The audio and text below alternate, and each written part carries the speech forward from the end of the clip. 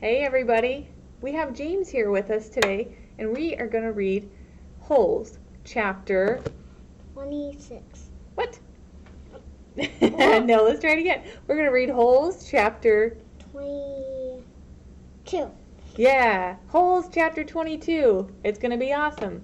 So sit tight, and here we go. Holes, chapter 22. Yeah. Chapter 22. Stanley was the first one finished. He spat in his hole, then showered and changed into his cleaner set of clothes. It had been 3 days since the laundry was done, so even his clean set was dirty and smelly. Tomorrow these would become his work clothes, and his other set would be washed. He could think of no reason why Zero would dig his hole for him. Zero didn't even get any sunflower seeds. I guess he likes to dig holes, Armpit had said. He's a mole, said Zigzag. I think he eats dirt. Moles don't eat dirt, X-Ray had pointed out. Worms eat dirt. Hey, Zero, Squid had asked. Are you a mole or a worm?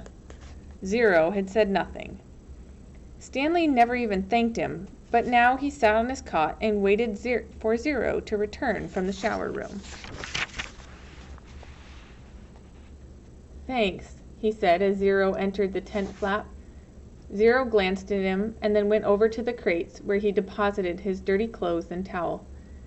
Why'd you help me? Stanley asked. Zero turned around. You didn't steal the sunflower seeds, he said. So? Neither did you, said Stanley. Zero stared at him. His eyes seemed to expand, and it was almost as if Zero were looking right through him. You didn't steal the sneakers, he said. Stanley said nothing. He watched Zero walk out of the tent. If anybody had X-ray vision, it was Zero. Wait, he called, and then hurried out after him. Zero had stopped just outside the tent, and Stanley almost ran into him. I'll try to teach you to read if you want, Stanley offered. I don't know if I know how to teach, but I'm not that worn out today, since you dug a lot of my hole. A big smile spread across Zero's face. They returned to the tent, where they were less likely to be bothered. Stanley got out his box of stationery and a pen out of his crate. They sat on the ground. Do you know the alphabet? Stanley asked. And for a second, he thought he saw a flash of defiance in Zero's eyes, but then it passed. I think I know some of it, Zero said. A, B, C, D. Keep going, said Stanley. Zero's eyes looked upward. E, F, said Stanley. G, said Zero. He blew some air out of the side of his mouth. H, I, K, P, H, I, J, K, L, Stanley said. That's right, said Zero. I've heard it before. I just don't have it memorized exactly. That's all right, said Stanley.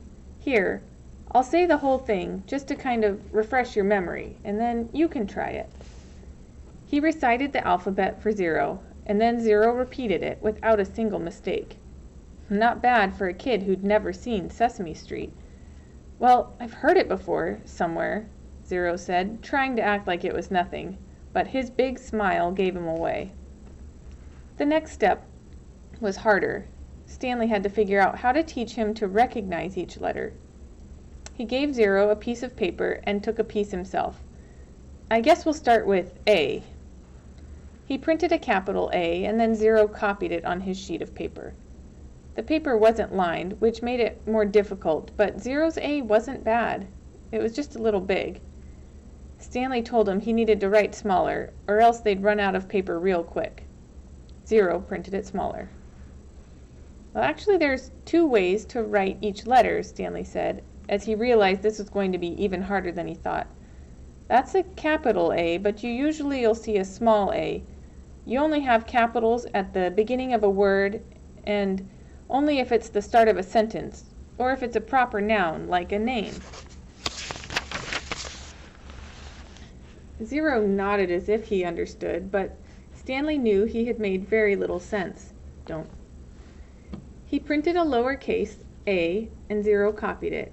So there are 52, said Zero. Stanley didn't know what he was talking about.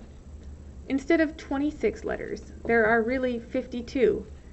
Stanley looked at him, surprised. I guess that's right. How'd you figure that out? Zero said nothing. Did you add? Zero said nothing. Did you multiply? That's just how many there are, said Zero. Stanley raised and lowered one shoulder. He didn't even know how Zero knew that there were 26 in the first place. Did he count them as he recited them? He had Zero write a few more upper and lowercase a's and then moved on to capital B. This was going to take a long time, he realized. You can teach me 10 letters a day, suggested Zero. 5 capitals and 5 smalls. After 5 days, I'll know them all. Except on the last day, I'll have to do 12, 6 capitals and 6 smalls. Again, Stanley stared at him, amazed that he was able to figure all that out. Zero must have thought he was staring for a different reason, because he said, I'll dig part of your hole every day. I can dig for about an hour.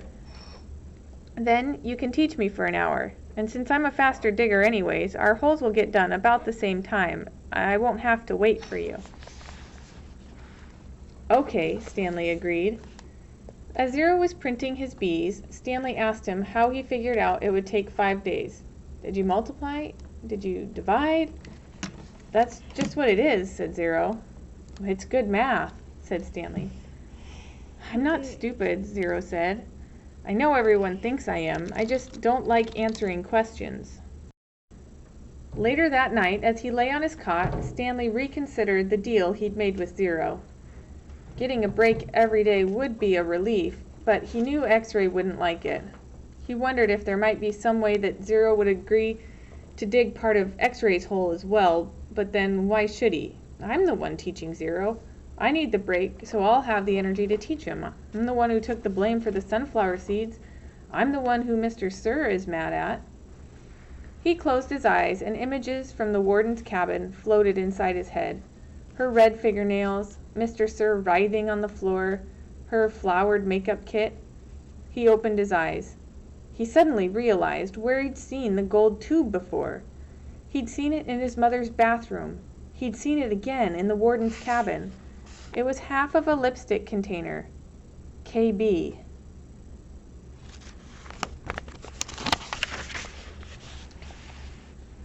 KB.